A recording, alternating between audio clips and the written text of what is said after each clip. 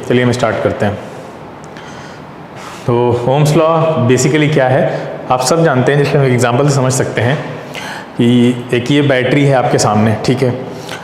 तो बड़ी बैटरी को अगर आप मतलब छोटी बैटरी हाथ में आप पकड़ लेते हैं, दोनों एंड्स पे भी हाथ रख लेते हैं लेकिन कुछ नहीं होता है, लेकिन अगर बड़ी बैटरी में अगर आप दोनों एंड्स को पकड़ लीजिए तो आपको बहुत ज़बरदस्त शॉक लगता है, ठीक है। ऐसा क्यों है कि बड़ी बैटरी ज़्यादा बड़ा शॉक देती है आपको, छोटी बैटरी का शॉक आपको पता भी नहीं चलता कभी कभी, या लगता भी है तो वो उतना ज़्यादा जो है वो सीवियर नहीं होता है ना। तो ऐसा क्यों होता है, तो एक्सपेरिमेंट करते हैं हम लोग इस पर। जैसे हमने एक सर्किट ले लिया, ठीक है। सर्किट में क्या क्या है, ये एक स्विच है, ठीक है, ये बल्ब है आपका और ये वायर है, और उसमें हमने साथ में क्या लगाया हुआ है, एक बैटरी लगाई हुई है। बैटरी क्या करेगी यहाँ पे, बैटरी का क्या काम है यहाँ पे, क्यों लगाई हुई है, हाँ पोटेंशियल डिफरेंस, ठीक है। पोटेंशियल डिफरेंस नहीं होगा तो पोटेंशियल डिफरेंस नहीं, करंट फ्लो नहीं करेगा, ठीक है। आगे चलते हैं। देखिए अब हमने बैटरी लगाई और स्विच को हमने क्लोज कर दिया तो क्या होगा, करंट फ्लो करनी है यहाँ पे, ठीक है।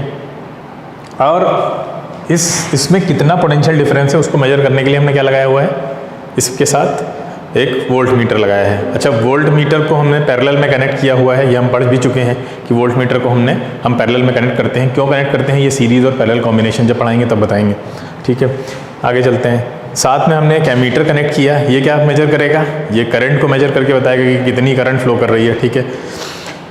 अब ये हो गया एमीटर, ये हो गया वोल्ट मीटर, ठीक है। अब हमने जैसे ही स्विच को यहाँ पे क्लोज किया, एमीटर ने हमें क्या बताया कितनी करंट फ्लो हुई, 0.2 एम्पियर की करंट फ्लो हुई, और वोल्ट मीटर ने क्या बताया कि पोटेंशियल डिफरेंस कितना है इसमें, 1.2 वोल्ट का पोटेंशियल डिफरेंस है।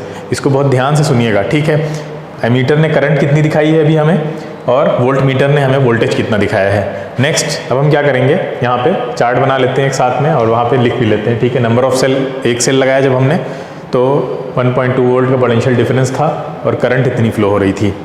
अब हम क्या करते हैं, सेल को ज़रा इंक्रीज़ करते हैं, ठीक है। 2 सेल लगा दिए हमने, 2 सेल लगाए तो क्या हुआ, करंट कितनी हो गई, अब जस्ट डबल हो गई पहले से, हाँ, और पोटेंशियल डिफरेंस डबल हो गया, ठीक है। अब क्या करते हैं, सेल और बढ़ा लेते हैं, ये 2 चार्ट पे हमने मेंशन कर दिया। अगर हम एक सेल और इंक्रीज़ करें, देखिए यहाँ पे ध्यान से 3 सेल हो गए, 3 सेल पे करंट कितनी दिखा रहा है, ट्रिपल हो गई करंट, और पोटेंशियल डिफरेंस आपका भी 3 टाइम्स हो गया। ध्यान से सुनिएगा इस चीज़ को। अब ये आपको क्या दिखा रहा है, इस चार्ट से, इस एक्सपेरिमेंट से हमें क्या समझ में आता है, क्यों किया हमने ये, इससे क्या निकल के आ रहा है सामने, देखिए क्या समझ में आ रहा है कि अगर हम ग्राफ बनाएं किसके किसके बीच में, पोटेंशियल डिफरेंस और करंट के बीच में अगर हम ग्राफ बनाएं, वाई एक्सिस पे अगर हम पोटेंशियल डिफरेंस ले लें और एक्स एक्सिस पे अगर हम करंट को ले लेते हैं तो देखिए क्या होगा, ठीक है। ये देखिए, या हम एक्स एक्सिस पे पोटेंशियल डिफरेंस को ले रहे हैं, वाई पे करंट को ले रहे हैं, कोई दिक्कत नहीं है। देखिए सबसे पहले देखिए, जब पहला सेल लगाया था तो उसमें पोटेंशियल डिफरेंस ये था ना, दिस मच 1.2, और 1.2 पोटेंशियल डिफरेंस ने कितनी करंट प्रोड्यूस की थी, ध्यान से देखिए कितनी करंट, 0 है ना, 0.2 की। तो कुछ ऐसा बनेगा ना ग्राफ, सही बना है, बोलिए सही है, हाँ। नेक्स्ट ये था, जब हमने डबल कर दिया बैटरी को तो पोटेंशियल डिफरेंस 2.4 हो गया और करंट 0.4 हो गई। फिर थर्ड हमने जब बनाया, ये देखिए 3 कर दिए थे सेल को तो करंट भी वहाँ पे 3 टाइम्स हो गई थी। अच्छा, इन सारे पॉइंट्स को जब आप मिलाएंगे तो क्या मिल रही है आपको, देखिए यहाँ पे ध्यान से, स्ट्रेट लाइन मिल रही है ना, हाँ। तो हमें क्या समझ में आया, जब कभी भी आपने मोशन में 9th में ही पढ़ा है कि जब कभी भी एक्स एक्सिस और वाई एक्सिस के बीच में आपको स्ट्रेट लाइन मिल रही होती है ग्राफ में, तो इसका मतलब ये है कि जो दोनों क्वांटिटीज़ वाई और एक्स एक्सिस पे दी होती हैं, इन दोनों के बीच में लीनियर रिलेशनशिप होता है। बताओ, ये पढ़ा है, इन दोनों के बीच में लीनियर रिलेशनशिप का मतलब क्या है, ये लीनियरली वेरी कर रहे होते हैं, यानी जैसे जैसे ये चेंज होगा वैसे ही ये चेंज होगा। बोलो, स्ट्रेट लाइन क्या दिखा रही है, यही दिखा रही है ना। 2 चीज़ों के बीच में जब स्ट्रेट लाइन आ जाती है, इसका मतलब ये दोनों कैसे प्रोपोर्शनल है, डायरेक्टली प्रोपोर्शनल है। अरे बोलो भाई, इन दोनों के बीच में रिश्ता कैसा है, अरे क्लियर है, बहुत सिंपल सी चीज़ है कि ये दोनों कैसे हैं, दे आर डायरेक्टली प्रोपोर्शनल, ठीक है। तो V जो है आपका यहाँ पे, वो यहाँ से समझ में आ रहा है कि वो I के कैसा है, डायरेक्टली प्रोपोर्शनल है। जैसे जैसे V बढ़ाएंगे I भी इंक्रीज होगी, V कम करेंगे I कम हो जाएगी, ठीक है। यही आपका ओम्स लॉ है। ये देखिए, जैसे जैसे आप अगर अब V 0 कर देंगे तो I 0 हो जाएगा, ठीक है।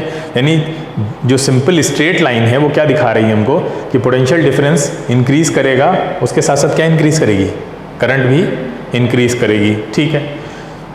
तो क्या सीखा हमने यहाँ से बेसिकली कि इसी एक्सपेरिमेंट को आपको जॉर्ज साइमन ओम ने सबसे पहले किया था 1827 में, ठीक है। यहाँ पे जो स्ट्रेट लाइन बीच में आपको मिल रही है, वो स्ट्रेट लाइन एक चीज़ तो ये बता रही है कि ये दोनों डायरेक्टली प्रोपोर्शनल होंगे। दूसरी चीज़ ये है कि अगर उस स्ट्रेट लाइन को आप कैलकुलेट करना चाहें तो कैसे कर सकते हैं, ये भी आपको पता है कैलकुलेट करना, स्ट्रेट लाइन कैसे कैलकुलेट की जाती है, ठीक है। क्या करते हैं हम, स्ट्रेट लाइन कैसे कैलकुलेट करेंगे भाई, यहाँ पे एक तरीका तो ये सिंपल सा है, क्या करेंगे, एक सिंपल सा तरीका ये है कि आप ये पूरा ट्राइंगल ले लीजिए। ये कैसा होगा आपका 90 डिग्री है, ये राइट एंगल ट्राइंगल होगा। तो राइट एंगल ट्राइंगल में हाइपोटेन्यूज को अगर आपको निकालना है, ठीक है, तो वो कैसे आ सकता है, यहाँ से जो तरीका है हमारे पास वो निकालने का सबसे अच्छा है परपेंडिकुलर डिवाइडेड बाई क्या, base. Perpendicular divided by base, ये कौन सी ट्रिग्नोमेट्रिक आइडेंटिटी देता है, हमें सब पढ़ चुके हैं। tan थीटा देता है, बताओ, p डिवाइडेड बाई b। इसका मतलब जो स्लोप है वो tan थीटा ही है, tan थीटा को डिनोट कर रहा है। यानी अगर आप tan थीटा निकाल लेते हैं तो आप कहीं ना कहीं स्लोप निकाल लेते हैं। ये डायरेक्टली अगर हम ये कहें कि आपको अगर परपेंडिकुलर और बेस की वैल्यू दी है तो आप डायरेक्टली डिवाइड कीजिए और स्लोप निकल आएगा, क्योंकि tan थीटा लिखो या स्लोप लिखो बात एक ही है। क्लियर, इसको हम tan थीटा लिखें या स्लोप लिख दें ऐसे इंग्लिश में तो एक ही चीज़ है, इसका मतलब एक ही चीज़ है। बोलो इतनी बात सबको समझ में आई, कोई डाउट इसमें।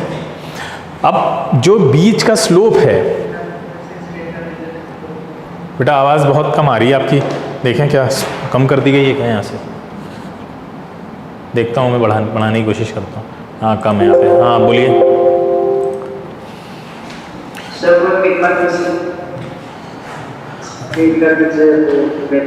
स्ट्रेट लाइन जो है वो स्लोप दिखा रहा है। स्लोप का मतलब ये है कि ये दोनों चीज़ें एक दूसरे से कैसे वेरी करती हैं, ये आपका स्ट्रेट लाइन दिखा रही है। अगर ये लाइन बिल्कुल स्ट्रेट है तो ये दिखा रही है ये दोनों चीज़ें डायरेक्टली प्रोपोर्शनल हैं, ठीक है। फिर हमने बताया कि जो स्ट्रेट लाइन है जिसको हम स्लोप बोलते हैं, क्या बोलते हैं, स्लोप बोलते हैं। कोऑर्डिनेट ज्योमेट्री पढ़ी होगी ना, सीबीएसई वालों ने भी पढ़ी होगी कोऑर्डिनेट ज्योमेट्री, हाँ। तो कोऑर्डिनेट ज्योमेट्री में आपको ये निकालने का तरीका इस तरह से कुछ कॉम्प्लेक्स बताया जाता है, y2 minus y1 upon x2 minus x1 नहीं पढ़ा है, ये तो होता है, इस तरह से बताया जाता है। ये वही चीज़ है y2 माइनस y1, यानी यहाँ जो वैल्यू है y की और यहाँ जो वैल्यू है उसके बीच का डिफरेंस तो है ये, बोलो। और ये देखो यहाँ जो x की वैल्यू है और यहाँ जो x की वैल्यू है उसके बीच का डिफरेंस है ये, तो वही x2 माइनस x1 कह सकते हैं। यानी ये वाली वैल्यू x2 है तो ये x1 है, x2 माइनस x1 बीच का गैप, यहाँ पे भी बीच का गैप। तो हम आपको सिंप्लीफाइड तरीके से बता रहे हैं कि आपको ये लाइन की डिस्टेंस लेनी है, इसकी डिस्टेंस लेनी है, ठीक है। तो उसको अगर आप डिवाइड कर देंगे आपस में तो आपको ये बीच का स्लोप मिल जाएगा।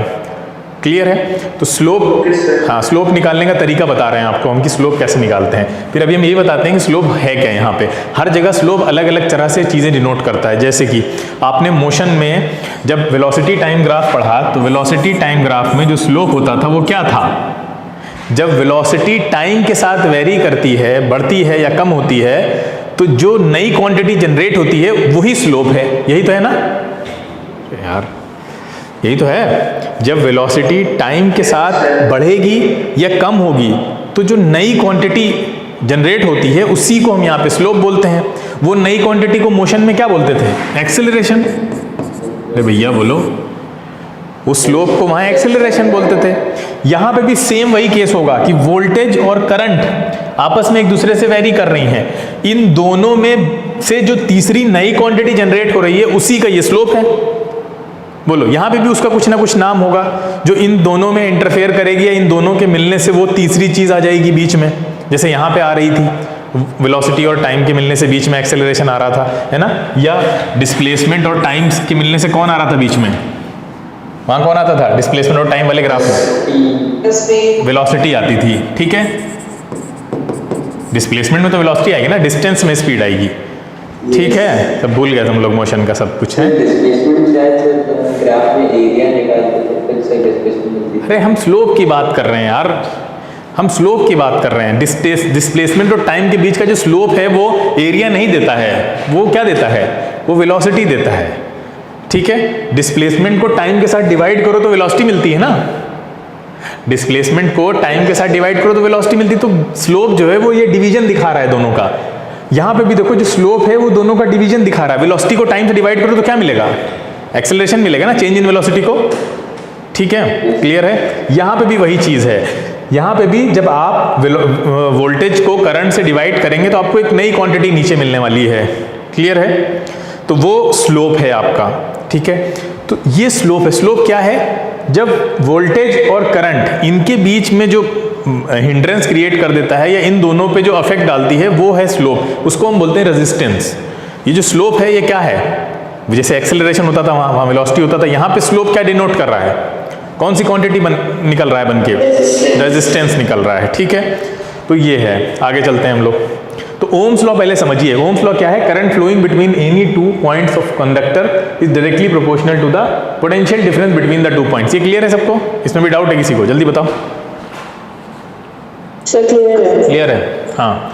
अब देखिए ध्यान से, तो ओम्स लॉ में आपको इतना ही याद रखना है बस। ये एक इंपॉर्टेंट चीज है कि ओम्स लॉ कब वैलिड होगा? अगर टेम्परेचर कांस्टेंट है आपका। तो अगर टेम्परेचर में चेंज आया तो फिर ओम्स लॉ वहाँ पे डिस्टर्ब हो जाएगा, ठीक है, काम नहीं करेगा, ठीक है। इसके बारे में हम डिटेल में बात करेंगे बाद में, लेकिन अभी फिलहाल इतना ही याद रखिए कि ओम्स लॉ तब तक वैलिड है जब तक टेम्परेचर आपका कांस्टेंट है, टेम्परेचर वेरी नहीं कर रहा है, फिर रेजिस्टेंस पे असर पड़ेगा। तो ओम्स लॉ क्या है? I directly proportional to V कह लीजिए या V directly proportional to I कह लीजिए, ठीक है। अब जब इस प्रोपोर्शनलिटी कांस्टेंट को हटाते हैं तो क्या आता है आपके पास? सॉरी, इसको हटाएंगे तो R आ जाएगा। तो R जो है आपका प्रोपोर्शनलिटी कांस्टेंट है, जिसको हम क्या बोलते हैं? रेजिस्टेंस बोलते हैं, ठीक है। R को हम क्या बोलते हैं? रेजिस्टेंस, सबको पता है।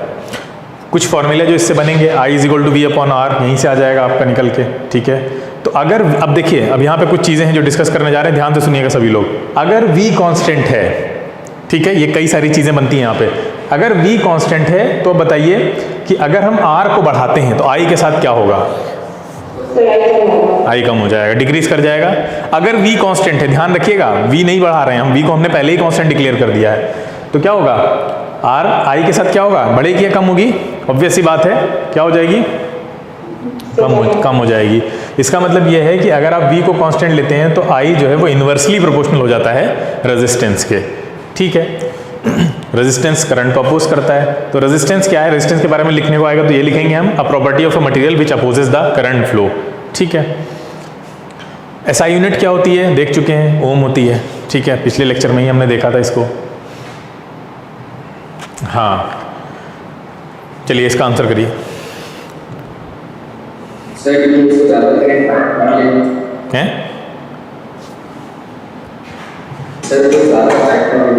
ज़्यादा करंट निकलेगी, ठीक है। इसका मतलब हाँ, तो बड़ी बैटरी से हमें शॉक इसलिए लग रहा है क्योंकि ज़्यादा पोटेंशियल डिफरेंस है। ज़्यादा पोटेंशियल डिफरेंस किसको क्रिएट करेगा? ज़्यादा करंट को क्रिएट करेगा, ठीक है। तो ये रीज़न था अभी जो हमने देखा कि छोटी बैटरी से हमें करंट क्यों नहीं लगती, क्योंकि वहाँ पे नंबर ऑफ इलेक्ट्रॉन्स जो बॉडी से पास होते हैं वो उतने ज़्यादा नहीं है जितने यहाँ पे होंगे, नंबर ऑफ चार्जेस कह सकते हैं। क्या बता दीजिए? किसकी डेफिनेशन? रेजिस्टेंस की डेफिनेशन? अरे प्रॉपर्टी ऑफ मटेरियल है जो करंट को अपोज करती है। रेजिस्टेंस क्या है? वो प्रॉपर्टी ऑफ मटेरियल है जो करंट को अपोज करती है, ठीक है, समझ गए? करंट को जाने से रोकती है आगे। अब पीछे जाएंगे, पूरा एनिमेटेड है, टाइम लगेगा थोड़ा सा। इंसुलेटर की तरह से? हाँ बिल्कुल। स्मॉल करंट, देखिए लोअर पोटेंशियल है तो करंट कम होगी, लार्जर पोटेंशियल है तो करंट ज़्यादा होगी, सिंपल सी चीज़ है,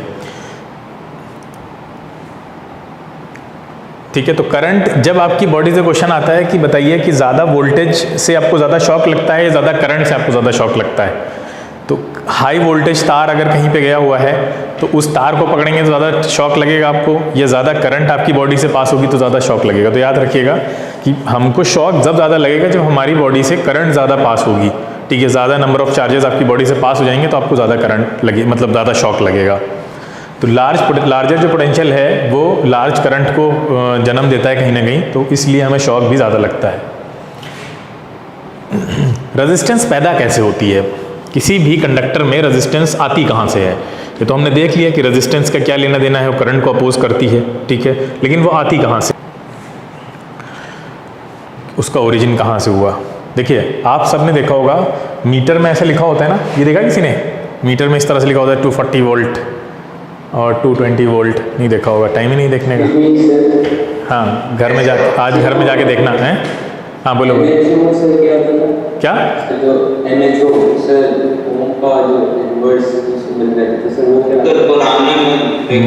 महो था, महो रेजिस्टेंस का अपोजिट था ना, क्या था महो?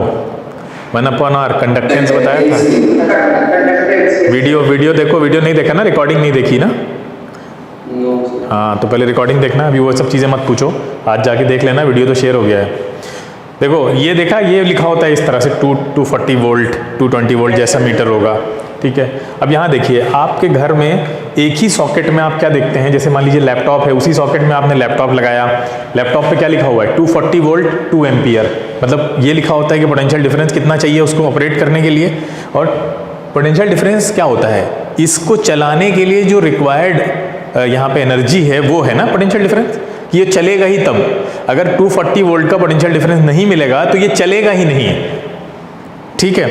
अच्छा, उसके बाद जब ये मान लो ऑपरेशन आपने दे दिया इतना वोल्टेज, उसके बाद ये लिखा होता है कि कितनी करंट उसको चाहिए हो, कितनी करंट खींचेगा उसमें से, प्लग से कितनी करंट वो लेगा जो आपके यहाँ आ रही है। तो ये आगे लिखा हुआ है कि 2 एम्पियर की करंट ये लेगा, कंज्यूम करेगा। ऐसे ही यहाँ पे देखिए मोबाइल चार्जर में भी लिखा हुआ है कि उसको ऑपरेशन के लिए 240 वोल्ट का पोटेंशियल डिफरेंस चाहिए, जिस पे ये चलना स्टार्ट करेगा।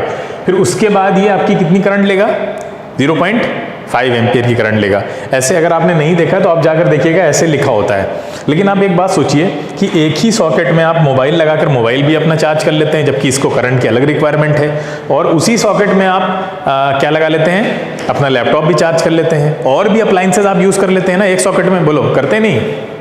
एक ही सॉकेट में हम अलग अलग रिक्वायरमेंट की अप्लाइंसेस को लगा देते हैं, ठीक है। चलिए पोटेंशियल डिफरेंस सबका एक रहता है, लेकिन करंट सबको अलग अलग चाहिए, तो एक सॉकेट के अंदर मतलब कैसे ऐसा हो रहा है कि अलग अलग रिक्वायरमेंट, जिनको करंट की अलग अलग रिक्वायरमेंट है वो सब उसी से ऑपरेट हो रहे हैं, कोई दिक्कत भी नहीं हो रही है। इसका मतलब कोई ना कोई क्वांटिटी ऐसी है जो यहाँ पे अपना रोल प्ले करेगी, उसके बारे में देखना है हम लोग को। चलिए देखते हैं, ठीक है। तो ये कैसे सेम प्लग से कैसे अलग अलग करंट ड्रॉ कर सकते हैं, इसको समझना है अभी हमें। तो ओम्स लॉ पे वापस चलते हैं। ओम्स लॉ क्या था, V = IR, ठीक है। तो I = क्या है, V/R, ये तो हमने देखा था पीछे।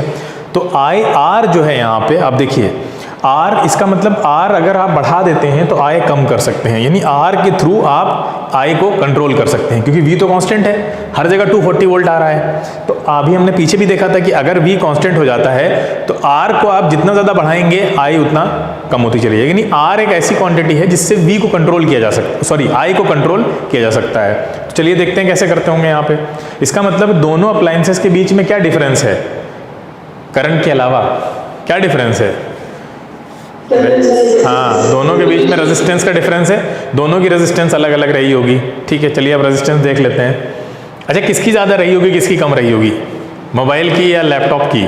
सर मोबाइल की ज़्यादा। हाँ, क्योंकि मोबाइल को कम करंट चाहिए तो रेजिस्टेंस ज़्यादा होनी चाहिए, लैपटॉप को ज़्यादा चाहिए तो रेजिस्टेंस कम में भी काम चल जाएगा।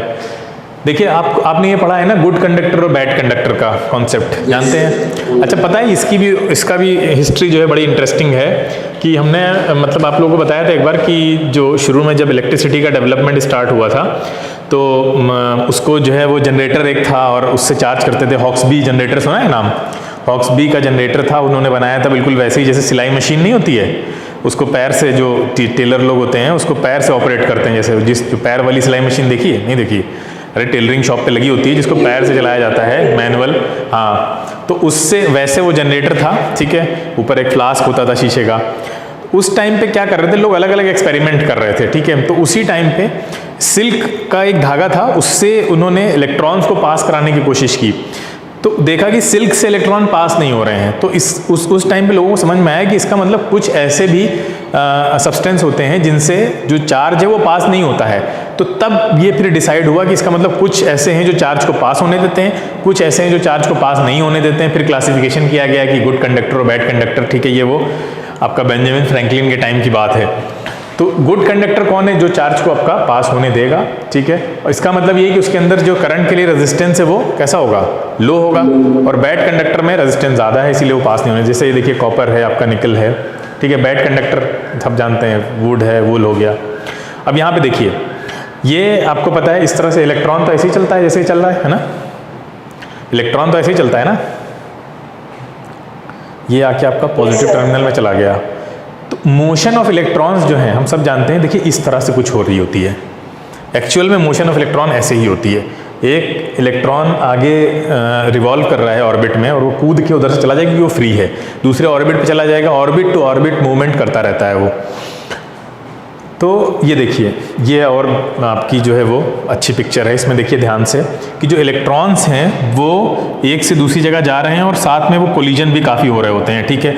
वो पॉजिटिव आयंस जो होते हैं इनसे टकराते भी हैं साथ में जब आगे मूव करते हैं, और आपको पता है ये इतनी दूरी भी नहीं होती है, जो लैटिस होता है उससे फिक्स्ड होते हैं। जो सॉलिड में जो एटम्स होते हैं वो एक बिल्कुल लैटिस स्ट्रक्चर बना होता है, एक दूसरे से बिल्कुल फिक्स्ड होते हैं, बिल्कुल जगह नहीं होती है, तो बिल्कुल एक दूसरे से लड़ते भिड़ते इलेक्ट्रॉन आगे जाते हैं क्योंकि उनके पास थर्मल एनर्जी है, मूव करते हैं। तो ये इलेक्ट्रॉन आप पढ़ चुके हैं ना, ड्रिफ्ट कर रहे होते हैं, धीरे धीरे आगे बढ़ रहे होते हैं एक दूसरे से टकराते हुए। अब जब ये ड्रिफ्ट करते हैं तो क्या होगा, इलेक्ट्रॉन्स कोलाइड करेंगे एक दूसरे से, और आयन से भी, आयन मतलब यही पॉजिटिव आयन का एक नाम भी बताया था हमने पिछले टर्न पे, ठीक है। तो उनसे इनको कर्नल बोला जाता है कि इनसे कर्नल से भी टकराते हैं, यानी जो पॉजिटिव चार्ज है इससे भी टकराते हैं, आपस में भी टकराते हैं।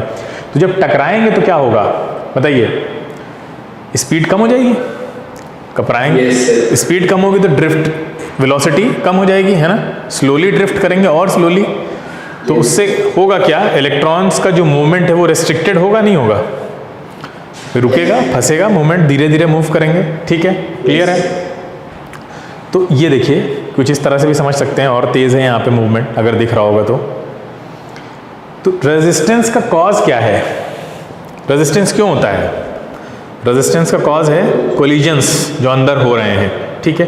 तो इसकी वजह से आपकी रेजिस्टेंस, इसका मतलब कोलिजन जितने ज़्यादा होंगे रेजिस्टेंस उतनी ज़्यादा होगी, जितना ज़्यादा कोलाइड करेंगे अंदर उतनी ज़्यादा रेजिस्टेंस बढ़ेगी। More collision will lead to more opposition to the electron flow and as a result resistance will increase, ठीक है। रेजिस्टेंस बढ़ जाएगी तो बिल्कुल कॉमन है समझना, और करंट, ठीक है, कॉन्सिक्वेंटली करंट क्या होगी, डिक्रीज कर जाएगी, हाँ करंट कम हो जाएगी। जैसे कि आप इस वाटर फ्लो से समझ सकते हैं, देखिए यहाँ पे पानी फ्लो कर रहा है आराम से, ये देखिए, क्योंकि यहाँ पे बीच में पानी में कोई ऑब्स्ट्रक्शन डालने वाले कोई पार्टिकल्स नहीं है जो पानी की फ्लो को रेस्ट्रिक्ट करें। लेकिन मान लीजिए इसी में अगर हम पत्थर डाल दें, ठीक है, क्या होगा, अगर आप ये देखिए बड़े बड़े पत्थर डाल दीजिए तो पानी स्लो हो जाएगा ऑटोमेटिकली, क्योंकि पानी के जो पार्टिकल्स हैं वो इससे भी टकराएंगे, ठीक है। तो जैसे यहाँ पे दो पाइप्स आपके सामने दिए हुए हैं, हाँ बोलो सर। उस केस में वो पानी का मूवमेंट स्लो हो जाएगा कि उस पानी का मूवमेंट इंक्रीज है, स्पीड इंक्रीज है किसमें, हाँ स्पीड स्लो हो जाएगी सर, स्पीड इंक्रीज, हाँ डिक्रीज ही तो, और क्या, स्लो बोल, इंक्रीज क्यों होगी, इंक्रीज कैसे होगी जब पत्थर आ गए बीच में, ये देखो सर, उनको तो उतनी स्पीड से चलना होगा, क्या चलना होगा सर, उनका जो स्पेस इतने से मूव करना वो कम कर दीजिए, उनको ज़्यादा तेज आगे नहीं तो नैरो कहाँ कर रहे हैं आप, तो आप तो आगे रास्ता रोक दे रहे हैं ना, आप पतला थोड़ी ना कर रहे हैं रास्ता, आप तो रोक रहे हैं रास्ता, भाई रास्ता पतला कहाँ कर रहे हैं आप, यहाँ तो आप रास्ता रोक ही दे रहे हैं ना बीच से, रोकेंगे तो टकराएंगे नहीं, टकराएंगे, हाँ टकराएंगे तो स्पीड कम हो ही जाएगी, ऑब्वियस सी बात है। वो नैरो करना अलग चीज़ है, यहाँ पतला आप वो कर रहे हैं ना, यहाँ पे तो ऑब्स्ट्रक्शन डाल रहे हैं बीच में। यहाँ पे देखिए जैसे ऐसे समझिए, ऊपर बहुत आराम से फ्लो हो रहा है, नीचे क्या होगा, नीचे आपको दिख रहा है, नीचे दिक्कत होगी, फ्लो करने में स्लो हो जाएगा क्योंकि रास्ते में ही आपने सब खड़ा कर, देखो यहाँ पे कहाँ कोई यूनिफॉर्मली थोड़ी ना आपने पतला किया है, देखो कहीं कम है कहीं ज़्यादा है, तो यहाँ तो टकराएंगे वो। तो ये इस तरह से आप समझ सकते हैं कि वाटर भी यहाँ पे स्लो डाउन हो जाएगा। तो इलेक्ट्रिकल रेजिस्टेंस क्या है, प्रॉपर्टी ऑफ अ मटेरियल है, ठीक है, जो कि करंट फ्लो को अपोज करती है। एसआई यूनिट ओम होती है, हम सब देख चुके हैं, जॉर्ज साइमन ओम के नाम पे रखा गया है। तो रेजिस्टेंस क्या है, V/I। तो एसआई यूनिट क्या हो जाएगी इसकी, वोल्ट अपॉन एम्पियर, है ना। इसकी जो एसआई यूनिट डिराइव्ड यूनिट है वो क्या आएगी, वोल्ट अपॉन एम्पियर तो आएगी, V की वोल्ट होती है और इसकी करंट होगी। तो लेकिन इसको हमने उनको ऑनर देने के लिए क्या रख दिया है, ओम रख दिया है, लेकिन यही पता होना चाहिए आपको क्या होती है, ये वोल्ट अपॉन एम्पियर होती है। जैसे मान लीजिए एक रेजिस्टेंस है, ठीक है, रेजिस्टेंस को हम इस तरह शो करते हैं, जब अभी हम सर्किट डायग्राम बनाएंगे तो रेजिस्टेंस उसमें ऐसे दिखाएंगे हम, ठीक है। अच्छा रेजिस्टेंस क्या है, अगर हम पूछें आपसे रेजिस्टेंस क्या है, आपका पंखा, आपका बल्ब, आपकी फ्रिज, AC, ये सब क्या है, यही तो है रेजिस्टेंस, बोलिए। रेजिस्टेंस का मतलब यही है, रेजिस्टेंस कोई अलग से चीज़ नहीं उसमें लाके लगा दी जाती है, ठीक है। जो लाइट कंज्यूम कर रहा है, मतलब हो रही है आपके यहाँ, जो करंट को कंज्यूम कर रही है, जो अप्लाइंसेस, चाहे वो लैपटॉप हो चाहे मोबाइल है आपका, ये सब क्या है, they are playing the role of resistance, ठीक है, सब रेजिस्टेंस हैं। अब एक क्वेश्चन है, देखिए, would resistance change if we use, क्या डिफरेंट मटेरियल, अगर हम मटेरियल बदल दें तो क्या रेजिस्टेंस चेंज हो जाएगी? बताइए। अगर हम बड़ा वायर यूज़ करें तो क्या रेजिस्टेंस चेंज हो जाएगी? बोलो। मोटा वायर यूज़ करें तो क्या रेजिस्टेंस चेंज हो जाएगी? हो जाएगी। पिछले टर्न पे आप देख चुके हैं इसको, ठीक है। तो हाँ, ठीक है, इसको भी हम देखते हैं। हाँ, बोलो, कोई क्वेश्चन है तो पूछो। अच्छा, इसका आंसर करो पहले।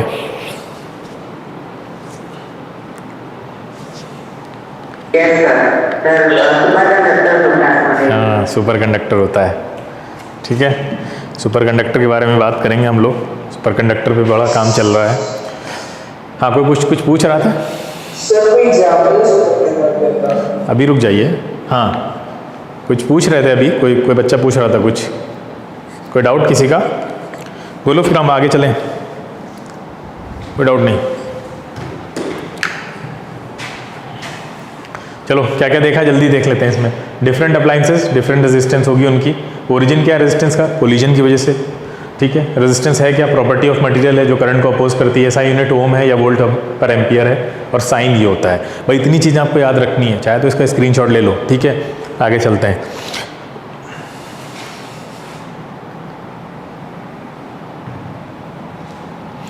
अब हम लोग पढ़ते हैं कौन कौन से फैक्टर्स हैं जो रेजिस्टेंस पे असर डालते हैं, ठीक है। रेजिस्टेंस का सबसे पहली चीज़ हमने देखी, करंट को अपोज करेगी, कोलिजन की वजह से होती है, ठीक है। सबसे पहली चीज़ है लेंथ। देखिए, एक हमने L लेंथ का एक कंडक्टर ले लिया, फिर एक कंडक्टर लिया जिसकी लेंथ जस्ट डबल कर दी, ठीक है। क्या रेजिस्टेंस सेम रहेगा? No sir. अलग हो जाएगा। किसमें ज़्यादा हो जाएगा, किसमें कम हो जाएगा? किसमें पहले वाले में ज़्यादा होगा, दूसरे वाले में कम हो जाएगा ना। अच्छा, नहीं, रेजिस्टेंस की बात हो रही है बेटा, करंट की बात ही नहीं हो रही है। देखो, रेजिस्टेंस लिखा हुआ है यहाँ पे, रेजिस्टेंस सेकंड वाले में ज़्यादा होगा, ठीक है। अच्छा, थिकनेस के बारे में बात करते हैं। देखो, दो हमने कंडक्टर ले लिए अलग अलग, एक D थिकनेस का है, एक को हमने 2D थिकनेस का ले लिया, ठीक है। ज़्यादा है, देखिए दिख रहा है, तो सेम रेजिस्टेंस होगी क्या?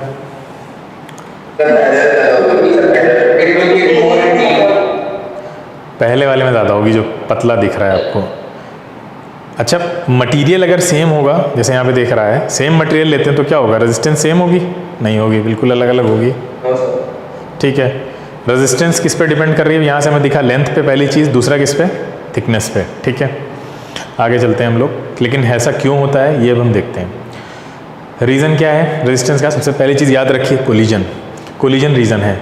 अब देखिए, मान लीजिए ये एक हमने डायग्राम बनाया, सर्किट डायग्राम, इसमें ये कंडक्टर है जिसकी जूम्ड इन पिक्चर ये बनी हुई है कि इसके अंदर एटम्स कुछ ऐसे कोलाइड कर रहे होंगे आपस में, मतलब जो इलेक्ट्रॉन्स हैं वो एटम से ऐसे कोलाइड कर रहे होंगे चलते चलते। तो अब यहाँ देखिए, वायर की लेंथ को अगर आप बढ़ा देते हैं तो कोलिजन्स बढ़ जाएंगे, और ज़्यादा बढ़ जाएंगे ना। वायर की लेंथ को अगर आप बढ़ा देंगे तो पहले जितने कोलिजन होंगे अब कोलिजन डबल हो जाएंगे जस्ट। अगर आपने लेंथ बढ़ा दी तो रेजिस्टेंस भी बढ़ जाएगी। एज अ रिजल्ट कोलिजन बढ़ते हैं तो रेजिस्टेंस बढ़ती है। ये देखिए, L लेंथ में इतने कोलिजन हो रहे हैं, देखो डबल कर दी लेंथ को, तो कोलिजन बढ़ गए, दिख रहे हैं साफ साफ बढ़ते हुए। तो इसका मतलब रेजिस्टेंस कहाँ ज़्यादा है? नीचे वाले में रेजिस्टेंस ज़्यादा, क्योंकि नीचे वाले में कोलिजन ज़्यादा है, ऊपर वाले में कोलिजन उसके कंपेरिजन में कम हो रहे हैं। तो रेजिस्टेंस, अगर लेंथ बढ़ाएंगे तो कोलिजन बढ़ जाएंगे, कोलिजन बढ़ जाएंगे तो रेजिस्टेंस बढ़ जाएगी, याद रखना। तो लेंथ बढ़ाने से आपकी जो रेजिस्टेंस है वो बढ़ जाती है, ठीक है। तो लेंथ को अगर आपने लेंथ को डबल कर दिया, कोलिजन डबल हो जाएंगे, एज अ रिजल्ट रेजिस्टेंस भी डबल हो जाएगी। तो रेजिस्टेंस बढ़ेगी कब? जब वायर की लेंथ अगर बढ़ जाती है। तो resistance is directly proportional to the length of the wire, इसको याद रखिएगा यहाँ से। नेक्स्ट आते हैं, देखिए यहाँ पे दो क्रॉस सेक्शन आपके सामने हैं, दो वायर हैं, ठीक है। थिकनेस मेजर करनी है, मान लीजिए एक का एरिया A है, एक B है, या एक वायर है A और B, ठीक है। ये देखिए, इसका एरिया A है, इसका एरिया डबल है, इससे जस्ट 2A है। तो यहाँ पे दिख रहा होगा, यहाँ पे देखिए इलेक्ट्रॉन दोनों में जा रहे हैं। कहाँ पे ज़्यादा एरिया मिल रहा है इलेक्ट्रॉन को जाने के लिए? ऑब्वियस सी बात है, वहाँ पे चौड़ा रास्ता है। हाँ, चौड़ा रास्ता है, चौड़े रास्ते में आसानी से जा सकते हैं, ठीक है। तो जो आपका रूम यहाँ पे इलेक्ट्रॉन्स के लिए ज़्यादा रूम है मूव करने के लिए, इसका मतलब कोलिजन्स वहाँ पे कम होंगे। ट्रैफिक से समझ सकते हैं आप लोग बहुत आसानी से, यहाँ ट्रैफिक ज़्यादा होगा, वहाँ पे आसानी से मूव कर जाएगा, ठीक है। तो इससे क्या समझ में आया, अगर एरिया बढ़ाते हैं तो रेजिस्टेंस कम हो जाती है। इसका मतलब एरिया और resistance they are both inversely proportional to each other, ठीक है। तो इन्वर्सली प्रोपोर्शनल आते हैं, यानी क्रॉस सेक्शनल एरिया डबल करने से आपकी जो कोलिजन्स हैं और रेजिस्टेंस है 2 हाफ हो जाती है जस्ट, ठीक है। इसको समझना इसलिए ज़रूरी क्योंकि इस पर जब क्वेश्चन आता है तो गड़बड़ हो जाती है उसमें।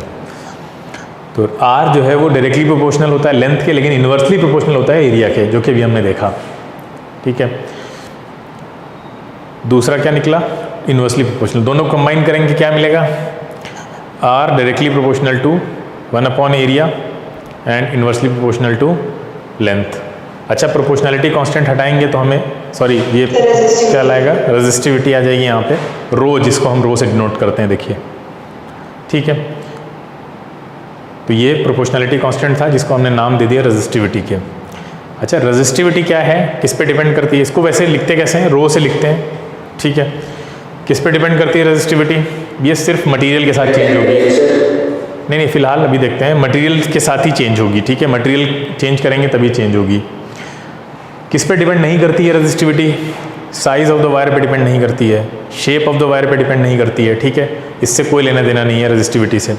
तो रेजिस्टिविटी है क्या, measure of a given material to oppose electric current. ये भी अपोज करती है इलेक्ट्रिक करंट को, लेकिन सिर्फ मटेरियल के साथ ही एसोसिएटेड रहती है। तो रेजिस्टेंस और रेजिस्टिविटी में डिफरेंस देख लेते हैं बेसिकली, ठीक है। रेजिस्टेंस क्या है, मटेरियल पे डिपेंड करती है, लेंथ पे डिपेंड करती है, थिकनेस पे और क्रॉस सेक्शनल एरिया पे डिपेंड करती है। लेकिन रेजिस्टिविटी किस पे डिपेंड करेगी, सिर्फ और सिर्फ मटेरियल पे डिपेंड करेगी। क्लियर है। शेप पे डिपेंड करेगी क्या, बोलो, नहीं करेगी। साइज पे नहीं करेगी, ठीक है, ठीक है, ठीक है। तो ये फॉर्मूला आपका रो L/A निकल के आ गया। क्लियर है इतना सबको, कोई डाउट? Yes sir. अच्छे कंडक्टर के लिए रेजिस्टिविटी लो होगी, क्लियर है। अच्छे कंडक्टर के लिए रेजिस्टिविटी लो होगी, तभी वो अच्छा कंडक्टर कहलाएगा। तो गुड कंडक्टर के लिए, वो बैड कंडक्टर के लिए रेजिस्टिविटी हाई होगी, यहाँ पे बैड होगा, गलत लिखा हुआ है। क्लियर है, सही है, बोलो। यस, गलत है ना, ये सही लिखा है। बैड कंडक्टर के लिए आपकी रेजिस्टिविटी हाई होगी। बेस्ट कंडक्टर क्या होता है, सिल्वर होता है, याद रखिएगा, ठीक है। सबसे अच्छा कंडक्टर है आपका इलेक्ट्रिसिटी का सिल्वर, ठीक है। सेकंड बेस्ट कंडक्टर कौन सा है, कॉपर है, ठीक है।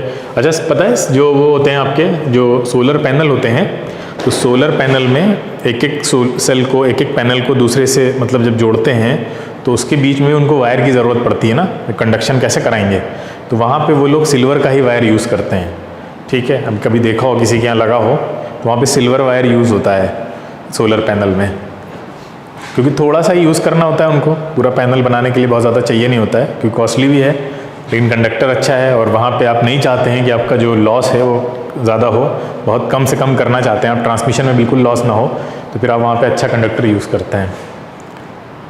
ये देखिए, फाइबर, कहाँ फाइबर नहीं लगा सकते, नहीं नहीं नहीं नहीं नहीं नहीं नहीं नहीं नहीं नहीं बेटा, फाइबर नहीं लगा सकते अभी। सुपर कंडक्टर वाली जो टेक्नोलॉजी है वो वहाँ पे काम आएगी। फाइबर का तो अलग ही कॉन्सेप्ट है ना, फाइबर का कॉन्सेप्ट ही अलग है। यहाँ पे इलेक्ट्रॉन्स हैं, वहाँ पे तो लाइट है, लाइट में तो सिर्फ वो टोटल इंटरनल रिफ्लेक्शन होता है ना उसमें, तो उसी पे काम करता है वो खाली, तो टोटल इंटरनल रिफ्लेक्शन होता चला जा रहा है, लाइट जा रही है, उसमें कोई अंदर से इलेक्ट्रॉन्स का मूवमेंट या इस टाइप से कोई चीज़ें होती नहीं है वहाँ पे। अब देखिए, ये याद रखना है आपको कि जो मटेरियल जैसे सिल्वर है, तो सिल्वर की रेजिस्टिविटी दे रखी है आपको 1.59 है, फिर कॉपर की देखिए और आपकी गोल्ड की, ठीक है। बढ़ते जा रहे हैं नीचे, एयर की देखिए, एयर की रेजिस्टिविटी सबसे ज़्यादा है इन सब चीज़ों में जितना आपको दे रखा है। रबर, इसीलिए कहा जाता है एयर क्या है, air is a poor conductor या बैड कंडक्टर बोल सकते हैं आपको। अच्छा, एयर अगर बुरा कंडक्टर है, इसका कोई तुमसे पूछे कि प्रैक्टिकल एग्जाम्पल दो, तो क्या दोगे, बहुत आसान है, बताओ।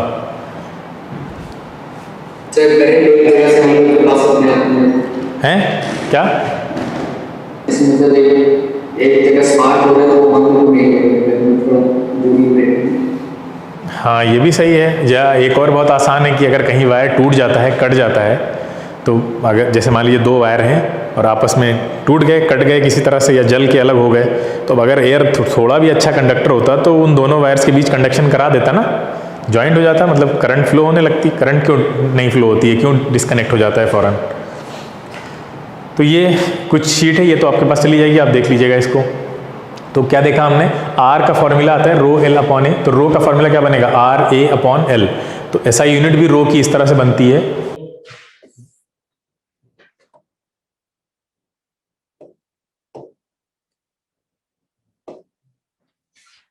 दो मासेस हैं m1 एंड m2, ठीक है।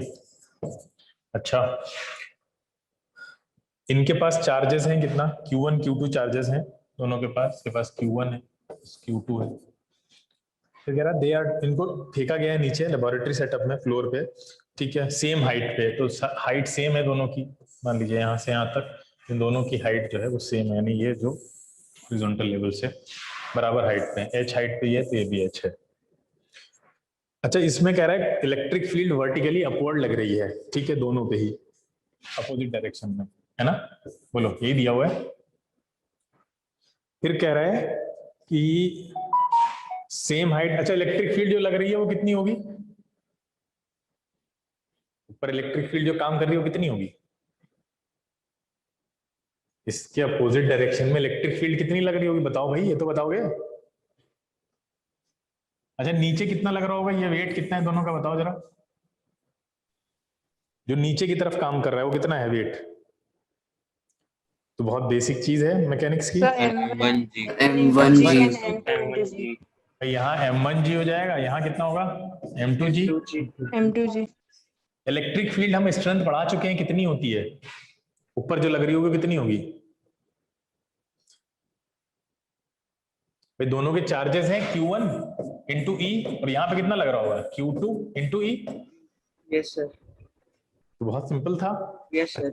आगे उनके बारे में क्या कह रहा है कि m1 हिट्स, यानी ये नीचे आ रहे हैं, अल्टीमेटली नीचे आ रहे हैं, अल्टीमेटली नीचे आ रहे हैं। और साथ में एक बात कही जा रही है कि m1 hits the floor before m2, m1 पहले आ जाता है m2 से, यानी m1 का एक्सेलरेशन ज्यादा है m2 से। Yes sir.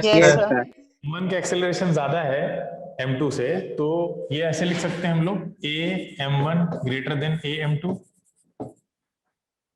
बताओ, लिख सकते हैं। एक्सेलरेशन का फॉर्मूला क्या होता है, फोर्स अपॉन F1, अगर मान लें force upon mass upon mass, greater हो जाएगा ये F2 मान लेते हैं, m1 m2, ये लिख सकते हैं, सही है। Yes sir. हाँ, बताइए जरा, ऊपर जो फोर्स लग रहा है तो क्या होगा, फोर्स इसका रिजल्टेंट लेंगे नहीं लेंगे, नीचे आ रहा है ना, तो फोर्स कितना लगेगा, नीचे वाला ज्यादा स्ट्रॉन्ग, माइनस q1e अपॉन कितना m1 ग्रेटर देन, यहाँ कितना लिखेंगे m2 m2g minus q2e divided by m2, ये हो गया। अब तो खाली कैलकुलेशन है, अलग कर लो इसको अलग कर लो, तो कितना आएगा, m1g divided by m1 minus q1e divided by m1 greater than, यहाँ पे भी करिए, m2g divided by m2 minus q2e divided by m2। ये कर सकते हैं, ये कट जाएगा, ये कैंसिल हो गया, क्या बचा, और क्या, बल्कि आप ये भी कर सकते हैं, ठीक है, समझ में आया क्या? हाँ, तो यस सर। बल्कि ये भी कर सकते हैं, आप जितना छोटा करना चाहिए यहीं पे कर सर लीजिए। ई भी m2 ग्रेटर देन m, बिल्कुल सही है। तो यहाँ से हमें मिला क्या, नहीं रुक जाओ, अच्छा एक चीज गड़बड़ हो जाएगी यहाँ पे, अभी हम ऐसा लेकर चलते हैं कि q1 अपॉन m1 माइनस में greater than q2 upon m2, अभी माइनस नहीं हटाते क्योंकि यहाँ पे साइन जो है वो इक्वल टू का नहीं है, ये मैथ्स में आपने पढ़ा होगा। अब अगर आप माइनस इन्वर्ट कर सकते हैं, तो हाँ साइन चेंज हो जाएगा, जैसे ही माइनस से मल्टीप्लाई करेंगे तो साइन चेंज हो जाएगा, ठीक है, ये गड़बड़ ना कर देना कहीं, ये हो जाएगा, ठीक है, यहाँ से यहाँ स्विच करने में, ठीक है। बोलो, ये तो पढ़ा होगा ना, सही बच्चों ने पढ़ा होगा इनइक्वालिटी, सर। तो ये क्या आ जाएगा आपका, q1 m2 कितना होगा, less than q2 m1। Yes sir, यही आंसर था सर, डी। इतना ही ट्रिक यहाँ पे माइनस आगे यहाँ लाना था। Yes sir. समझ में आया सबको? Yes sir. Yes, Yes, sir. sir. बच्चे को समझ में आया हो? ये क्वेश्चन इसलिए अच्छा था क्योंकि ये क्वेश्चन केवीपीवाई में आया है। ठीक है, केवीपीवाई में ये क्वेश्चन पूछा गया है अभी ही 2019 के पेपर में ही। ठीक है, ऐसे वाला जो पेपर होता है उसका, ऐसे एसएक्स वाला, उसमें पूछा गया है क्वेश्चन। तो क्वेश्चन आपको अच्छे दिए जाते हैं करने के लिए जो कंपटीशन में आए हैं। देखिए ये सारे क्वेश्चन जो है वो आपकी जेई की या नीट की फाउंडेशन तैयार कर रहे हैं। अगर आप ये क्वेश्चन अवॉइड कर रहे हैं तो फिर आप सोचिए जेई मेन, जेई एडवांस के क्वेश्चंस क्या आपको दें हम करने के लिए? नहीं करेंगे आप। जब ये क्वेश्चन अवॉइड कर रहे हैं आप, ये क्वेश्चंस अगर आप करना शुरू करते हैं तो वहां तक पहुंच जाएंगे, आपको पता भी नहीं चलेगा कब आप वो क्वेश्चंस करने लग गए। एक क्वेश्चन और दिया था, वो तो खैर बहुत आसान था, मतलब उसको तो कराने वाला भी नहीं है। वो कोई बच्चे को डाउट हो तो वो पूछ सकता है, बाकी वो क्वेश्चन जनरली नहीं कराने वो वाला। आप बता चुके हैं। हाँ, तो वो डिस्कस हो भी चुका है इससे पहले। बोलो क्लियर है, सबको समझ में आ गया? Yes sir.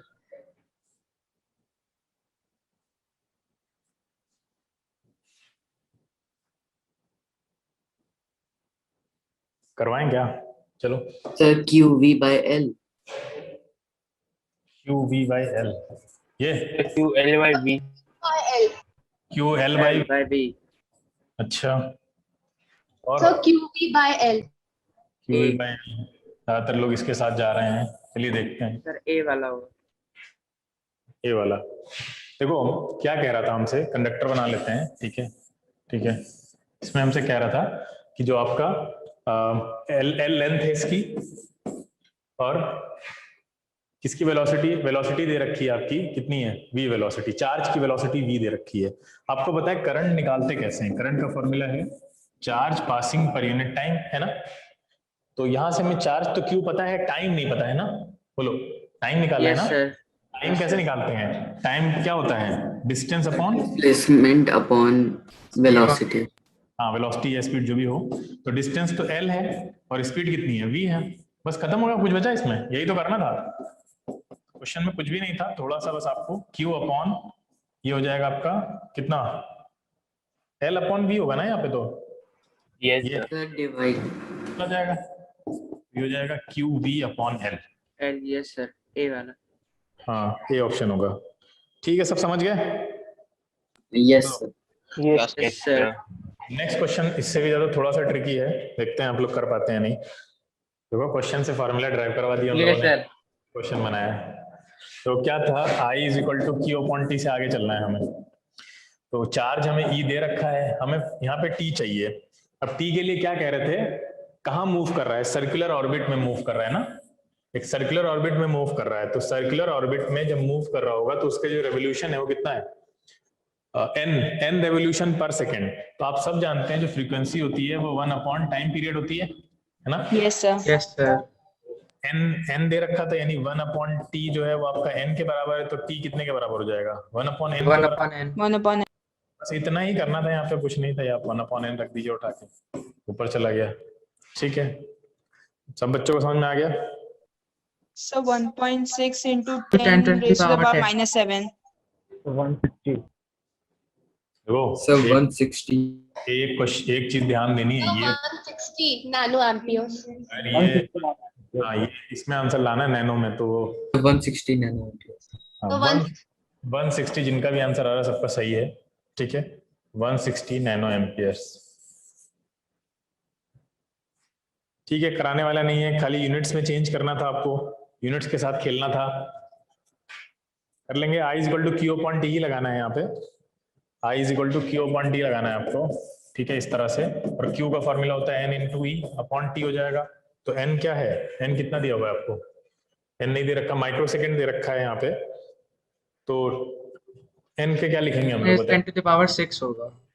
आप मिलियन इलेक्ट्रॉन बोल रहे हैं ना, तो मिलियन का मतलब कितना है? 10 टू द पावर 6 इंटू एक इलेक्ट्रॉन का चार्ज डिवाइडेड बाय टाइम दे रखा है माइक्रो सेकंड में। यानी माइक्रो का रिलेशन पता होना चाहिए, 10 टू द पावर -6 का होता है, और मिली का 10 टू द पावर -3 का होता है।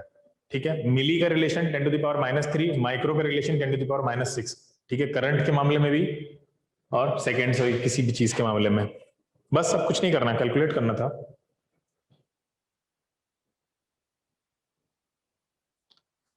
बोलिए, बात समझ में आ रही?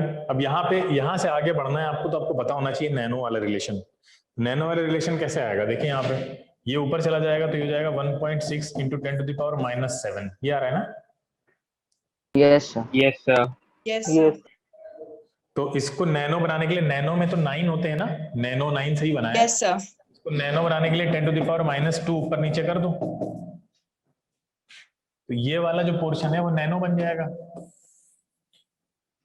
बोलिए, है ना? ये वाला पोर्शन तो आपका नैनो बन गया, और ये भाई साहब ऊपर आ जाएंगे कौन? 10⁻⁻2 तो हो जाएंगे ये 100 इंटू ये नैनो एम्पियर। तो इसको जब मल्टीप्लाई करेंगे तो होगा 160 नैनो एम्पियर, है ना? देखो जिन बच्चों को समझ में ना आया हो तो साथ से समझ लें। क्लियर है? बोलिए। Yes, sir. Yes, sir. Yes, sir. आगे चलते हैं। कुछ फैक्ट्स याद रखिए। फैक्ट्स ये हैं कि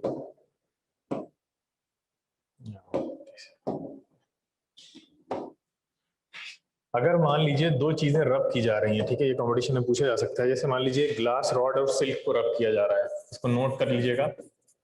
ग्लास रॉड, ऐसे मुझे याद दिला दीजिएगा, नोट्स हम भेज देंगे। पिछली बार वाले नोट्स हम इसलिए नहीं भेज पाए क्योंकि मेरी फाइल ही वो उड़ चुकी है, गायब हो गई है। पिछली बार जब आप लोगों को पढ़ा रहे थे सैटरडे वाले दिन, तो उसको सेव करने के बाद वो हमको पेन ड्राइव में दिख ही नहीं रही है, तो पता नहीं क्या करप्ट हो गई, क्या हो गया। जब ग्लास रॉड को सिल्क से रब किया जाएगा, रब किया जा रहा है ये, तो किस पे, इस पे पॉजिटिव चार्ज आएगा और सिल्क पे नेगेटिव आएगा। कुछ तो आपको याद होना चाहिए ना, इस पे कौन सा आता है, पहला। दूसरे में याद रखिए कि अगर प्लास्टिक की रॉड को, प्लास्टिक को अगर आप रब कर रहे हैं, प्लास्टिक रॉड को सिल्क के साथ, अच्छा ये सब हम बता चुके हैं ना, वर्क फंक्शन वाला कॉन्सेप्ट, बताने की जरूरत नहीं दोबारा। कौन लूज करता है, कौन गेन करता है, फिर से बताने की जरूरत नहीं है ना, उसमें पिछली बार बता चुके हैं, याद होगा। हाँ, जिसका वर्क फंक्शन लो होता है वो क्या करता है, लूज करता है, गेन करता है, नहीं पता है कुछ, सब भूल गए। चलिए, प्लास्टिक रॉड और सिल्क को अगर आप रब कराएंगे तो प्लास्टिक रॉड पे नेगेटिव साइन आएगा और सिल्क पे आएगा पॉजिटिव, है ना। थर्ड याद रखिएगा, 3 याद रखिए, बहुत है। इवोनाइट, इवोनाइट को अगर आप रब कराते हैं फर के साथ तो इवोनाइट पे कैसा आएगा, नेगेटिव आएगा और फर पे पॉजिटिव आएगा। बस ये 3 चीजें याद रखो।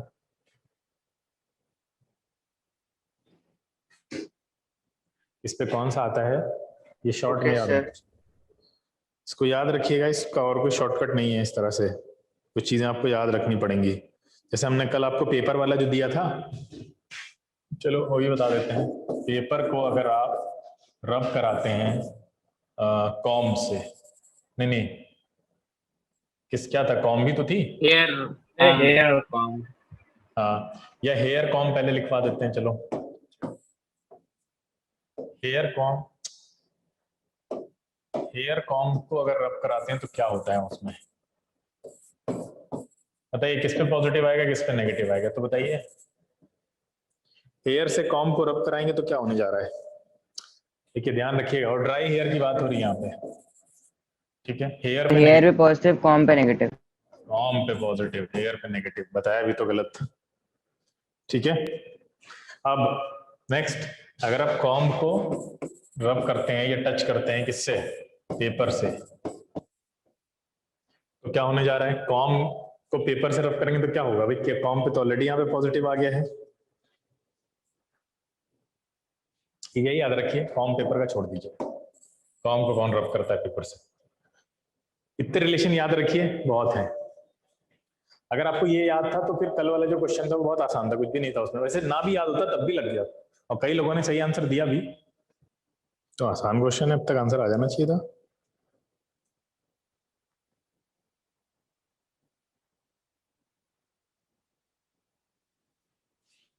Sir 8 into 10 to the power 17 joules, हैं 8 into 10 to the power 17 joules। Work done का फॉर्मूला क्या होता है, वर्क डन का फॉर्मूला क्या होता है, चार्ज इनटू पोटेंशियल डिफरेंस। हाँ, ये होता है।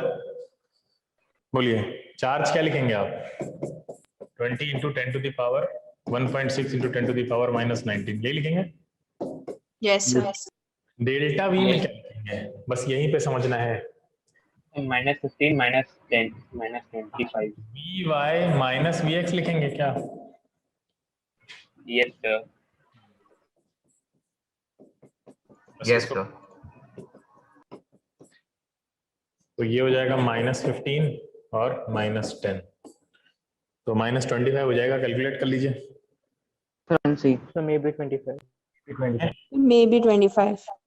May be 25। कैसे लगाया, कैसे किया? x से y जा रहा था तो पोटेंशियल डिफरेंस Y वह का ज्यादा ही potential ज्यादा होना ही चाहिए। होगा। हाँ। लेकिन कंपलसरी 25 भी हो। Y का एक्स और वाई के अलॉन्ग मूव कराया जा रहा है, और एक्स कितना दे रखा है, 20 वोल्ट। अब इलेक्ट्रॉन को आप कहाँ मूव करा रहे हैं, अलॉन्ग द एक्स वाई वाली लाइन में। तो आप इधर लेके जा रहे हैं, इसका मतलब कहाँ ले जा रहे होंगे आप? इधर से किधर, लोअर से हायर पोटेंशियल की तरफ ले जा रहे हैं ना। इलेक्ट्रॉन को Yes, तो हायर sir. पोटेंशियल पे ले जाएंगे, तो इधर क्योंकि लोअर पे तो अपने आप मूव करेगा ना, ले जाने की तो कोई जरूरत नहीं है। लोअर पे तो अपने आप करेगा। अब ले जा रहे हैं, इसका मतलब ये है कि ये 20 से ज्यादा होना चाहिए ना। अब 20 से ज्यादा में भी 21 भी हो सकता है, 22 भी हो सकता है, 23 भी हो सकता है, 24 भी हो सकता है, कोई भी नंबर हो सकता था ना। तो Yes, sir. भी तो नहीं हो सकता, 25 में भी का ये ऑप्शन मिलता है हमें, मस्ट भी तो नहीं हो सकता, क्योंकि और भी चीजें पॉसिबल हैं। क्लियर है, सबको समझ में आ गया? बोलो। Yes Yes, sir. Yes sir। Understanding based question है, आप देखें आप कितना अप्लाई कर लेते हैं। आग लगाना डाउन पड़ गया, कोशिश करिए, जरूरी नहीं है सबसे हो, अटेम्प्ट करना जरूरी है सबका। क्वेश्चन कितना छोटा सा है, आंसर भी बहुत छोटा सा है, सब कुछ है, दिमाग लगेगा। एनर्जी कंजर्वेशन का हिंट दे दिया हमने, एनर्जी कंजर्वेशन लगेगा यहाँ पे। अप्लाई करिए एनर्जी कंजर्वेशन, आप सबने पढ़ा है वर्क एनर्जी पावर में, उसको लगाइए यहाँ पे, सोचिए।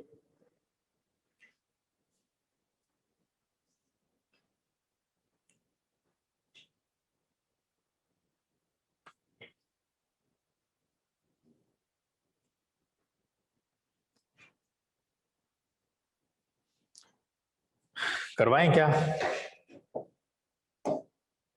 Sir 1 minute. 2 into 10 to the power 4, answer मुझे याद नहीं है, कैलकुलेट करना पड़ेगा।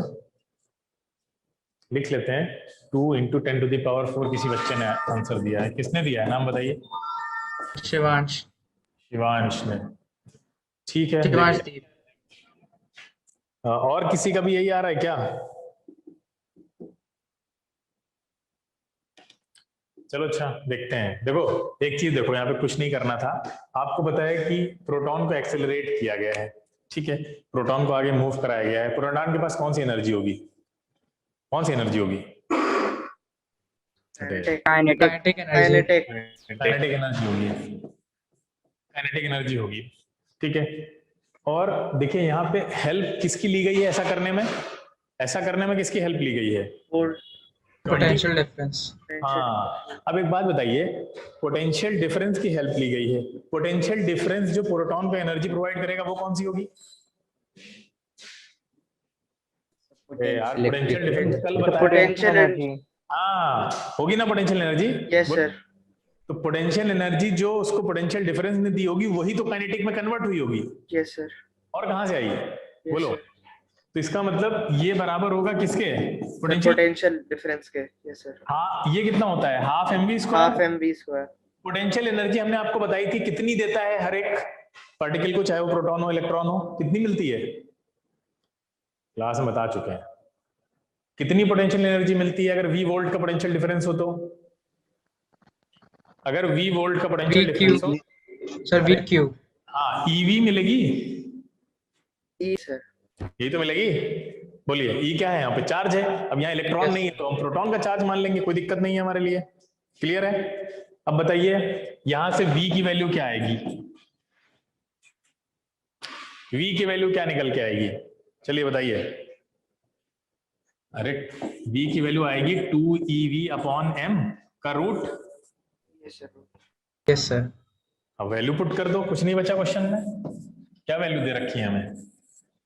2 e क्या होगा? e पॉजिटिव में लेंगे ना, 1.6 into 10 to the power minus 19, proton पे उतना ही चार्ज होगा, multiplied by 20 volt divided by mass कितना होता है प्रोटॉन का? प्रोटॉन का मास 1.67 into 10 1.6 to 10 to the power minus 27. खत्म, करो कैलकुलेट, आंसर आ जाएगा। समझ में आया? बोलिए सभी लोग। ये क्वेश्चन था ट्रिकी, ट्रिकी क्वेश्चन था, कितना छोटा आंसर है, लेकिन थोड़ा बस ये चीज अगर आपने कैलकुलेट पता चल गई दिमाग में आपके, इसके आगे क्वेश्चन में क्या बचा? कुछ भी नहीं है। तो ये कोई बहुत हाई लेवल का क्वेश्चन नहीं था, हाई लेवल की थिंकिंग मांग रहा था आपसे खाली कि आप ये सोचें, सिंपली एनर्जी कंजर्वेशन लगाना था आपको, और कुछ नहीं था, आ जाता आंसर। बोलो, डाउट है? क्लियर? ठीक है, ये 2 क्वेश्चन हैं, इनको ट्राई करिएगा, स्क्रीनशॉट ले लीजिए चाहे तो, अगर किसी पे कुछ समझने में दिक्कत हो रही है तो भी पूछ लो, नहीं होगा तो कल वाले लेक्चर में हम बताएंगे। कल वाले